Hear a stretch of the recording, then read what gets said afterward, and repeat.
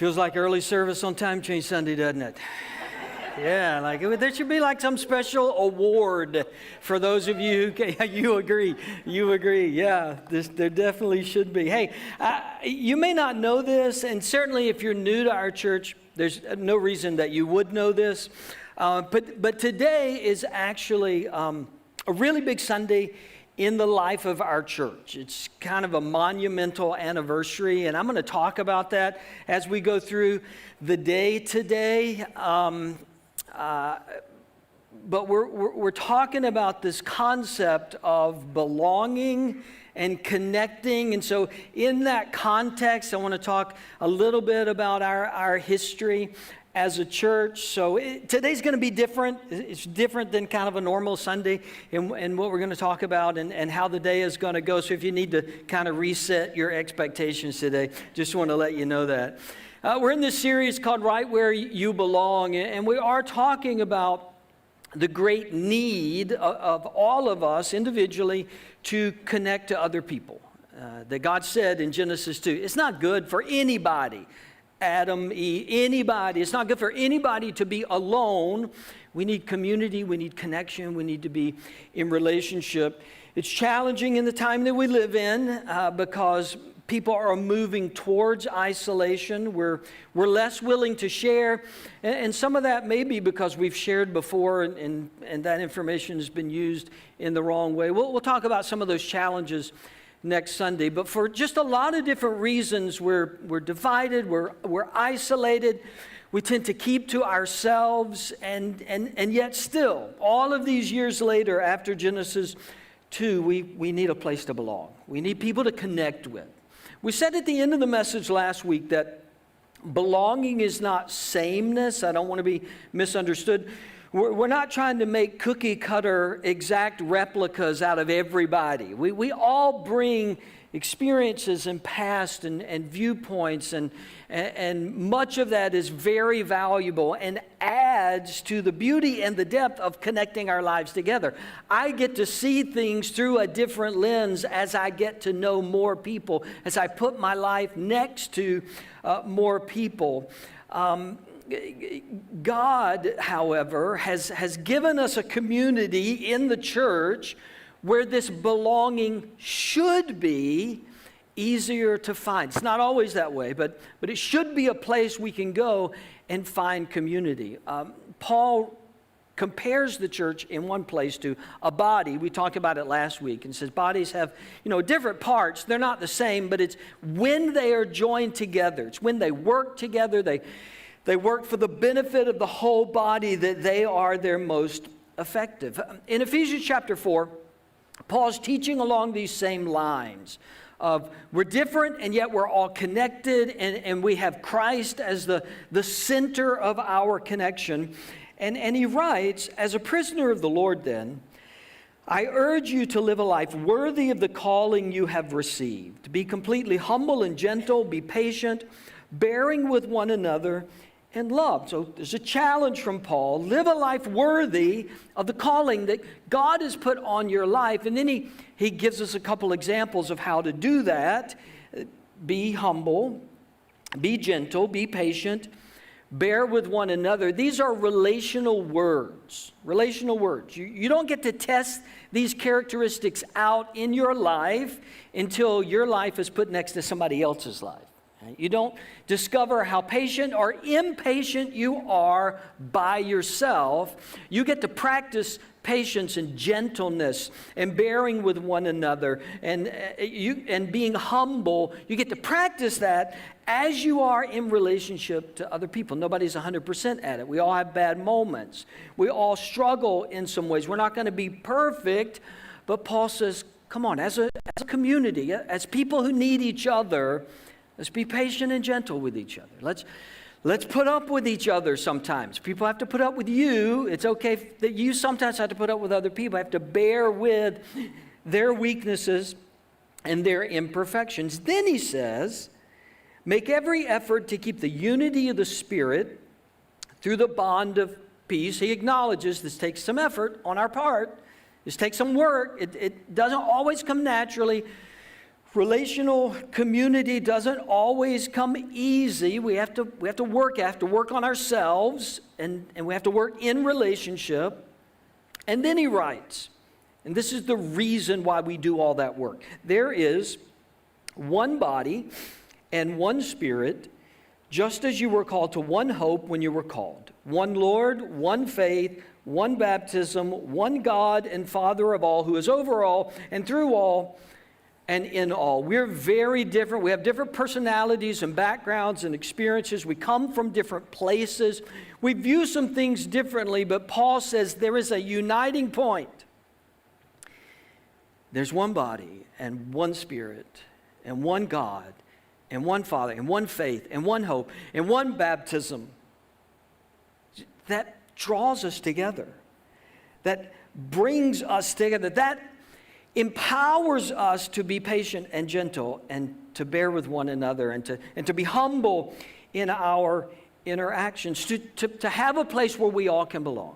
With all of our differences, all of our past experiences, we can belong together because we are united in this oneness. Several weeks ago, we took 2 Sundays and we asked you to fill out a survey in the service. It's a 2-question survey. And we know not everybody was here on those 2 Sundays. We know that not everybody who was here filled out the survey during those 2 services. But about a month ago, we took those 2 services and said, we got 2 questions. And the 2 questions were, when did you start attending Journey? And we had some options listed there. Second question was, why do you love Journey? And then that was open-ended. It wasn't multiple choice. You got to fill in what your answer or answers are for that question. I want to talk about that one first. Reasons people gave for why they attend Journey, love Journey, stay at Journey. And there was a variety of answers, to be sure. Some people mentioned our children's ministry, some mentioned our student ministry, some mentioned the worship that we have or the group that they serve with. But there was one answer that it was phrased different ways, but it consistently appeared more than any other answer in the responses. There were 168 responses. One answer far and away was mentioned more than any other answer. And I'm going to give you just some examples. Again, people worded it differently. This is not all of those answers. But here's some examples of what people said. Somebody said the people. Somebody else said the community. Somebody said the people and the community. Somebody said how friendly everyone is, closeness. Joey. You didn't have to put that. So somebody did put Joey Smith shirts. Somebody who sits over there normally has put that on it. Here's some more examples. The community and family feel, my church family and the support they give, the environment is so welcoming. I'm not sure I got all the O's exactly right, but it was something like that. Lifelong friendships and community, it just feels like home. The pastor, he's hot. Okay. That was my wife. It's legit. It was my wife. Next one. When I saw that one, I texted my wife and said, you do know that the whole staff has access to these answers. She did not know that. Other people said the warmth and welcoming environment or community from the moment you enter the doors, the connections I share with the people here, the people that make the Journey family feel like family, caring community, and realness. A lot of different answers in the survey. Overwhelmingly, the number one theme was people, family, connected, welcoming. And let me say a couple of things before we dive into that. Just kind of admit, that's not everyone's experience, okay? I know that.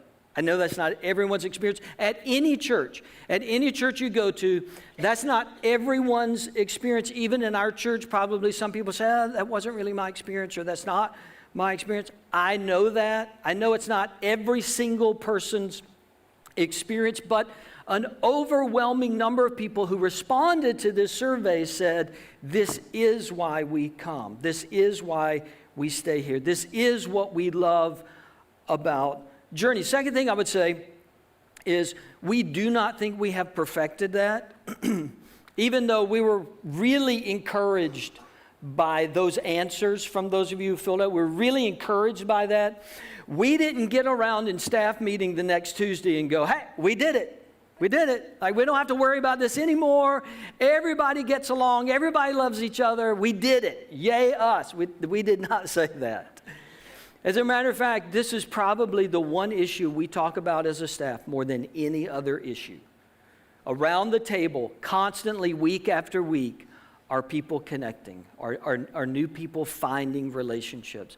How do we help people get connected? We do not think we have perfected it. We do not assume this is every single person's experience. However, the survey did remind us that there are people who are finding this at our church.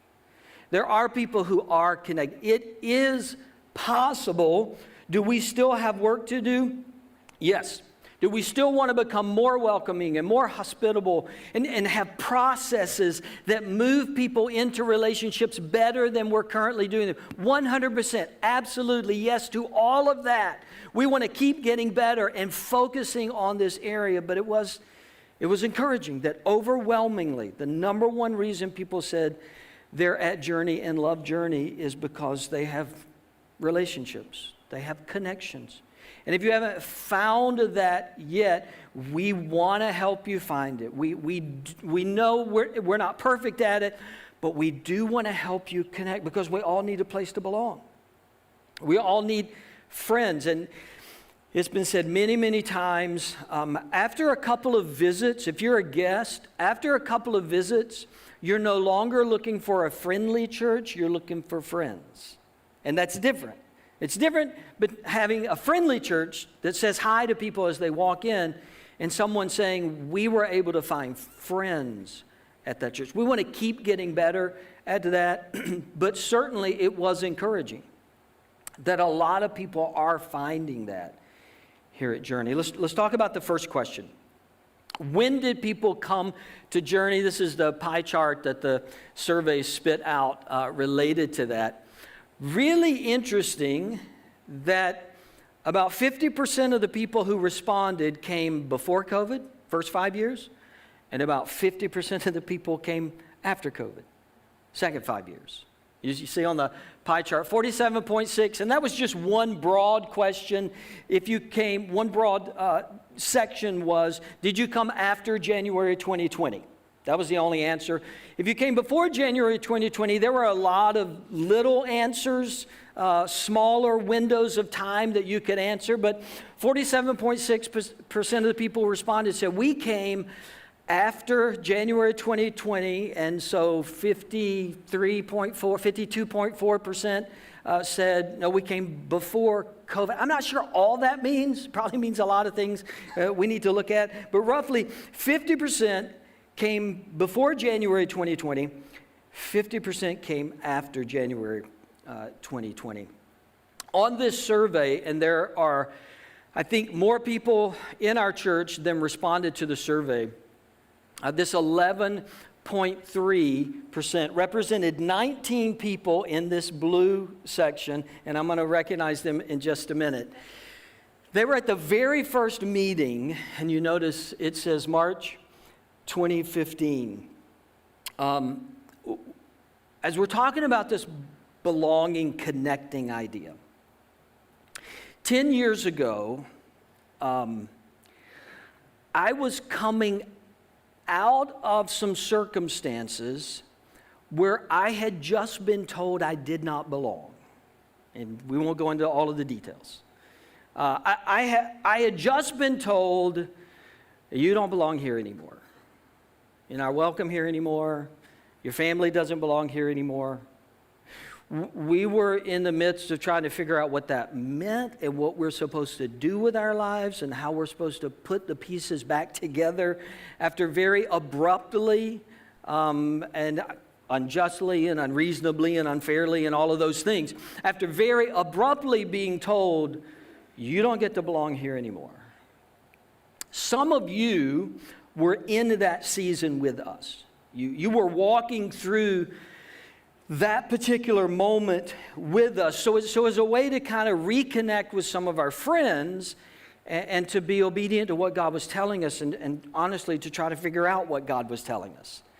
I announced, posted that, hey, we're going to have a service on March 8th, 2015. If you would like to come. And 200 people came at that night. As a matter of fact, here's the picture of that first service.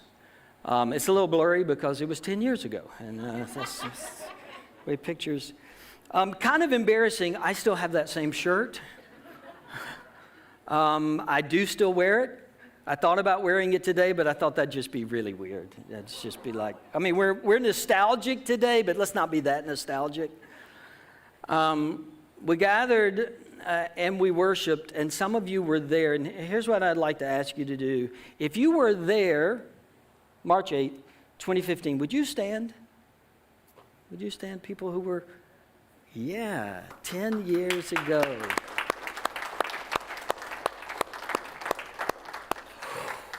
That was another lifetime. You could sit down, Christy.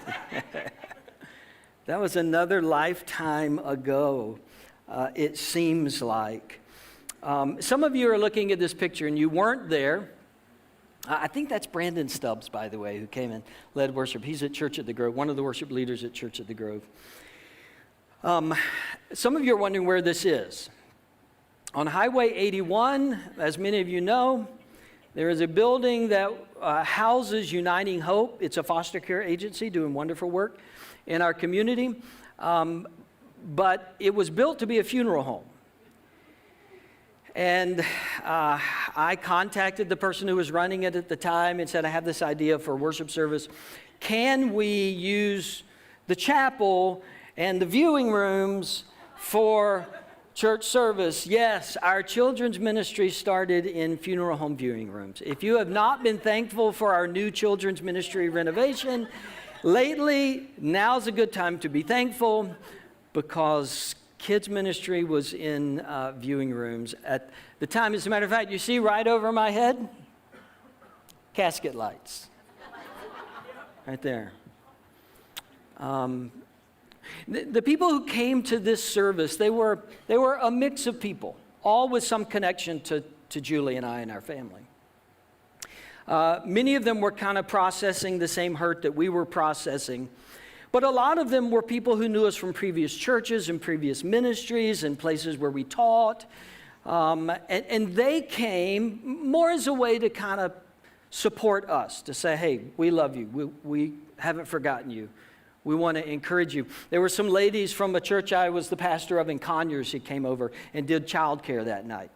Just so everybody who wanted to go to the service could go, they came over and handled all the childcare for that night. And I mentioned that just to say, not everybody who came to this service wanted to start a church. We weren't talking about starting a church. We didn't use that language. We didn't say church planting. We called this journey gathering. We were just going to gather together and we were going to worship the Lord, and we didn't talk about anything else. And then 2 weeks later, we decided to do it again on a Sunday night, same thing. And 200 people came to that time. And then we had a Good Friday service on April 3rd, and then we had Easter Sunday service, Sunday morning service for the first time. And that was kind of all right, let's test the waters. Like, people can go to their church on Sunday morning and come to our thing on Sunday night. Who would come to a Sunday morning thing? We're still praying about what God wanted us to do. And we worshiped together on Easter, and then we began worshiping every Sunday morning. And then in August, we did what we called our public launch. We did a mailer, and we had banners at the road, and we said, okay, we're a thing, we're a church, come be with us. And we'll celebrate that a little more formally when we get to August of this year, the 10-year mark of that. But there was just a gathering of people who needed a place to belong, who needed a place to be with other people, and it was in a funeral home. So if you're new and you hear people say, we've been with you since the funeral home days, or I remember when we were at the funeral home, it's not weird. It is weird, but it means something about our past, that's where we started. Some of you are familiar with kind of how our chairs through the years tell a little bit of the story. Kristen's familiar. If you notice, it's kind of hard to see. When he told me that we could use the chapel, what he failed to tell me was he had given all the pews away to WinShape, and they were going to come get all the pews, and we were going to have nowhere to sit. And so I did three things. I prayed a lot. And then I texted a friend who works at a local organization that I knew had folding chairs, which wasn't my first choice, but I thought, well, it'll get us through this first service. And so I asked, can we borrow some folding chairs? And they said, well, we really don't loan our chairs out. We're for you. We want this to go well, but we don't really loan our chairs out. That afternoon, a friend of mine texted me and said, hey, not sure what you're doing these days, but we are replacing 90 chairs, and you can have them if you want them. And I had not called this guy, I had not texted this guy. He just said, we got 90 chairs that we're going to get rid of. And so I posted, hey, can anybody help me get these chairs? And a guy I didn't know very well, and now we're good friends, he said, I've got a box truck, I'll meet you over there, we'll get them, we'll bring them back. And that was, if you remember, that was this purple chair that's so beautiful, right? So we had 90 chairs, and you'll notice the pews had not gone to WinShape at that time. So we had pews in the lobby that we were trying to cover with pipe and drape, and then we had pews in the back. We said that's where the Baptists could sit, and then everybody else could sit up front. So we had 90 of these chairs, and then we had pews. And then before the next service, the pews were gone. And so a guy that worked at another church saw that we had a need. He said, hey, we've got some old chairs in storage. The roof has leaked. They don't look that great, but you can have them. And so I went over and I got these chairs, and they did not look that great. As a matter of fact, my family and we rented a steamer from Walmart, and we steam cleaned all of them before the next service by hand, and they still didn't look that great. At the same time, the organization that said they wouldn't loan us chairs called us back and said, hey, we don't loan chairs, but we're about to replace all of our chairs. Can we give you 100 black folding chairs? And I said, let me pray about it. Yes. And we still use these chairs. And then, unfortunately, a church in the community had to close.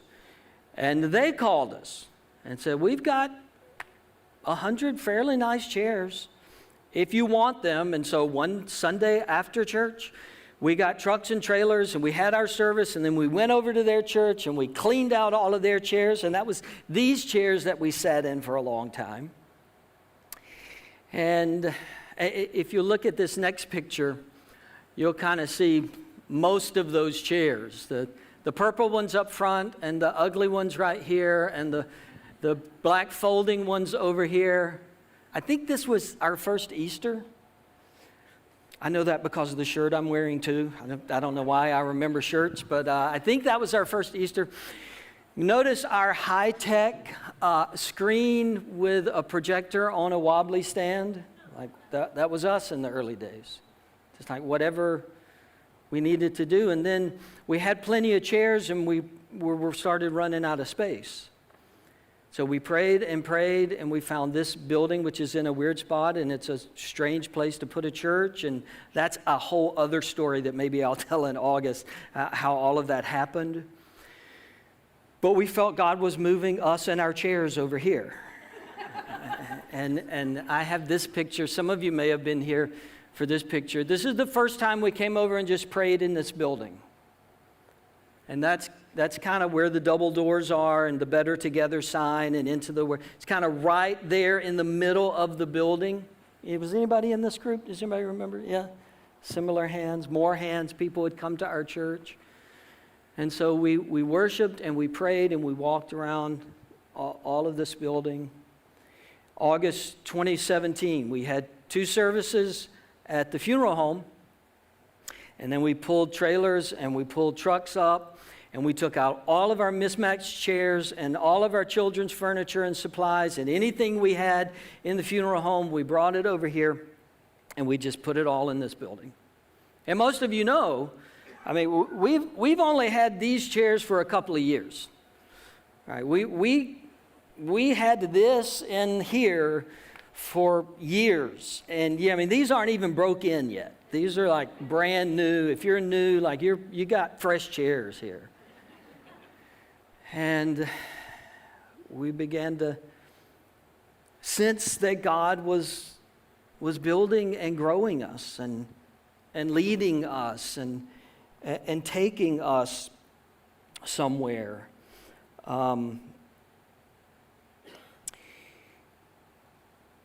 Belonging, connecting we're not perfect at it, but it's so much a part of our story because we were birthed out of a time when some of us felt very disconnected from what we thought was going to happen. And then God began to do a work here. And I don't want to make too much of this, but a year after that first meeting, 6 months after our public launch, we entered as a nation into what was up until that point the most divisive presidential election any of us had experienced in our lifetime. Like 6 months, 12 months in to this, things were coming unglued. I mean, our 10-year span has been in an environment of division and sides and conflict. And 5 years, almost to the day of our first meeting, the whole world shut down because of the COVID pandemic. And I mean, everybody agreed about that. Certainly from the beginning, nobody had contrary opinions about that at all. I found this picture of when we were coming out of COVID. Some of you were here. Remember the dance we were doing? Like, we're just trying. We got to get back together. We don't know what we're supposed to do. And some of you were here for that, and some of that was painful. Listen, that season was hard for established churches. It was really hard for 5-year-old churches and younger. It was really, really hard to kind of hold ourselves together. And then in that same environment, we had the racial tensions in 2020. We had George Floyd and Ahmaud Arbery. All of that is swirling. We're right back into another divisive election, and then another divisive. Our church, for whatever reason, none of us foresaw this. I certainly didn't. Our church came to be and has existed for 10 years in a world that's tried to be as divided as possible. And what we've tried to do is to come around one Lord, one faith, one baptism, one hope, one God and Father of all, through all, and in all, and for all. The temptation when you belong, the temptation when you connect, is to enjoy your belonging and connecting. I've been here since the beginning. I've been here for 10 years. I know some of you really well. I am connected to so many of you. And when you are connected, there is that temptation to enjoy that belonging and forget that other people are now trying to belong. New people are trying to belong. New people are showing up as they have for 10 years. New people are showing up and wanting to know if they can connect. If you answered on the survey, some of those answers that I put up, it's the people. It's the connection. It's the family feel. It's the welcoming. If you answered that way, if you are a belonger, I'm challenging you as we begin to move towards the second decade. I'm challenging you to become someone who helps somebody else belong. One of the lessons of the chairs is not just that God has provided at every moment and point that we needed him to, although he has. Every time we needed something, God showed up, sometimes in a miraculous way, unexpected way. Every time we prayed for something, God showed up. But it's also a reminder that our outlook from the beginning was, look, we have a seat for you. We have a seat for you. We have a place for you. We have a space for you. We're holding space for more for you. Sometimes it was a borrowed chair, and sometimes it was a donated chair, and sometimes it was a steam cleaned chair. But we had a chair for you. We had a space for you. We're holding space for you. And if we need to go get more chairs so you can come, we'll go get more chairs if we need to. We added 20 more chairs in here 2 weeks ago. We have a space for you. Not just a physical space, a relational space. That's what we want to say. We have a relational space for you. Again, I'm going to keep saying it. We're not perfect at it. We don't get this right all the time. But our heart from the beginning has been, where can we belong? Where can people who were told they don't belong, where can they come together? Where can they find a space? And if you're a belonger, I want to say to you, the belongers have a responsibility to help others feel like they belong. And I know belonger is not a word. Just help me out. The belongers, you have a responsibility now. You have a responsibility to help somebody else belong. And that will mean that you may have to give up a little of your belonging to be on the lookout for somebody who's not yet belonging. You have to be aware not just of your group that you have, but the person who walked in and doesn't know anybody and isn't connected and doesn't know their way through the building, doesn't know if they will fit here, doesn't know if they'll be accepted here, doesn't know if they'll be loved here. In 2000, Robert Putnam published a book called Bowling Alone, and it was all about this isolation epidemic that he foresaw coming. This was 25 years ago. And Putnam was already writing about how group affiliation was already decreasing. Civic group involvement was already declining. Religious involvement was already declining. So in this Bowling Alone book, he gives this warning. Like, we're beginning to isolate. We're beginning to pull back. We're beginning to withdraw. We're beginning to keep to ourselves. And this is going to have really negative effects on us as humans and us as a society. 25 years later, he was right. He was right. And we have retreated more in some ways. We have isolated more in some ways. In his book, he describes what he calls bonding and bridging. Bonding and bridging. Bonding is what happens within your group. You are bonded to your group. You have found your people. You have found friends. You have found a family connection. You have found people that you can be with. Not everybody, like not the whole church, like you're not going to bond with everybody, but you have found a place. You have found a community group. You have found some friends. You serve with some people. You go out with some people. There was that bonding aspect, but then there is a bridging aspect from the people who have bonded to somebody outside of the group. A bridging towards maybe somebody who's not exactly the same as you and your group, or just maybe somebody who's new that you don't know. And Putnam says, look, both of these are necessary. In this isolating, somewhat lonely world, as people are separating themselves, we need the skills of not just bonding with people that we know and are like, but bridging to people that we don't yet know. And so the question for us going forward is, we have this wonderful story. We've seen God show up. We've provided more and more space so more people could experience God here at Journey, but are we going to bridge to the next group that's coming in? Are we going to be open to helping more people find a sense of friendship and a sense of family? In some ways, that's going to be up to the belongers. Do we still have a heart for people who aren't here? Or do we feel really good about who we are and who we've become? And it's amazing what we have become, but do we feel like God is done with us?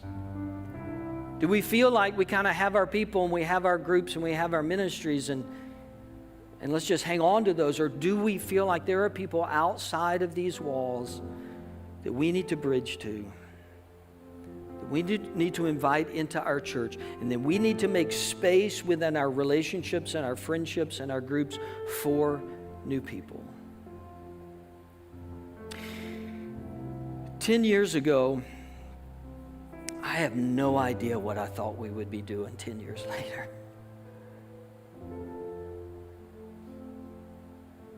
Obviously, there's a lot about the last 10 years I didn't see and you didn't see and none of us anticipated. But we're here. We're here, and God has seen fit to allow us to thrive and to grow and to bring new people into our church and see many come to faith in Christ and many be baptized and many connect in growing spiritual relationships. Now let's be open to what He wants to do in the next 10 years. Whether it's the same or whether it's different. Let's be open to where God may be leading us. God, I thank You and I praise You. In some ways, I see that first night very clearly in my mind. And in other ways, it's kind of hard to go back and recapture the emotions of who I was 10 years ago, and the fears that I had 10 years ago, and the insecurities that I had. But You have been faithful. And we want to steward that faithfulness well. We don't want to stand 10 years downstream just from the start of the church, but just all the cultural challenges that we've had to maneuver and we've had to wade through, and yet those who are still here, we just kept holding on to each other. We were just determined that there's only one faith and one hope and one baptism and one God and Father of us all, through all and in all. Now show us how to be Your people moving forward. A people that invites others to belong to Christ and belong to us.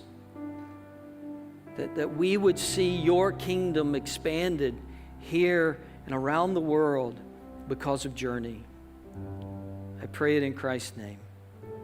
Amen. Let's stand.